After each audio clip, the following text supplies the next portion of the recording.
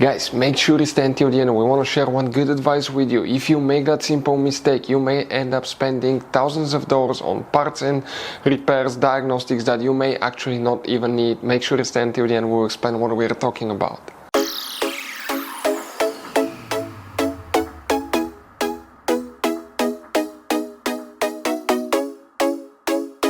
Hey guys, welcome back to World Mechanics. Thank you guys for watching and subscribing to the channel. Today will be super helpful video to any of you guys having Chrysler 300 generation that you see right here from year 2014 to year 2024. If you guys have one of those, if you need to find where the fuse for the driver and the passenger power seat is located, which fuse you need to check, relays, where you can expect to find them. If you need to buy parts, tools at a good price, that way do not waste money and time. We'll share the information in the video for your convenience. So let's start on it now. So guys, before we start, let us tell you a little bit about us. Every single car we get here at the garage, we try to make at least 200 to 300 free repair videos. Why we guys do that? Because our mission in the shop is to save as much money as we can. All we need in return, please subscribe to the channel, like the videos, that way we can keep making these free videos. We show you how to fix engines, transmission, bodywork, fuses, relays, all that stuff guys. And if you need to buy cheap parts and tools at a good price, quick shipping, we'll put a link in the description of the video below. Guys, check out our YouTube channels. We have more than 15,000 free repair videos that can save you thousands of dollars in future repairs. For the driver and passenger power seat, fuses, relays, where you can expect to find them, we will demonstrate on this generation Chrysler 300. For that specific purpose guys, you have two main fuse boxes in that car, but we need to work in one that's in the trunk.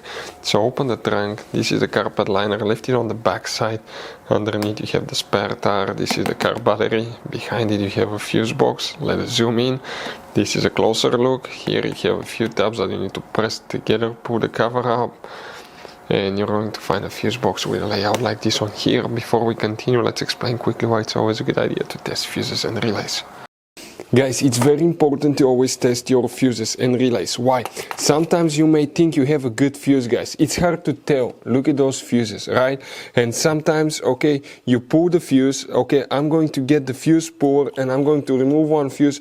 I want to show you on that 20 amp fuse. Sometimes it's very unclear if that fuse is burned or not. You may not clearly see it. So always, guys, test them, because if you don't test the fuse, you assume it's good.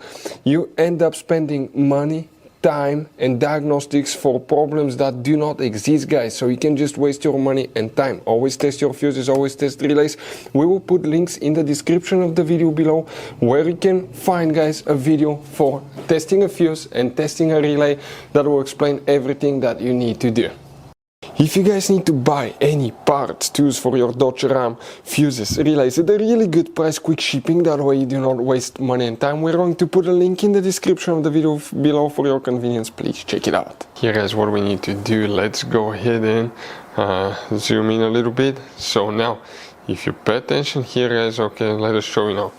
This relay right here that you need to check is relay number 30. This is the power seats relay. It's for both driver and passenger seat. And that fuse that you see right here guys, okay, fuse 31, okay, that's a self-resetting fuse. That fuse 31 and relay 30 will be the ones that you need to check for the driver and passenger power seat on Chrysler 300. So guys, that generation Chrysler 300 has all kinds of different size of fuses, guys. You can see different fuses, relays, that's the engine fuse box, that's the trunk fuse box. Those could be really hard to find, some of them, guys.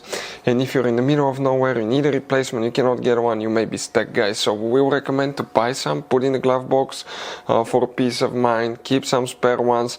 We'll put a link in the description of the video below where you can get them at a good price, quick shipping, that way you do not waste money and time. Hopefully the video was helpful, guys. Thank you for watching, see you next time.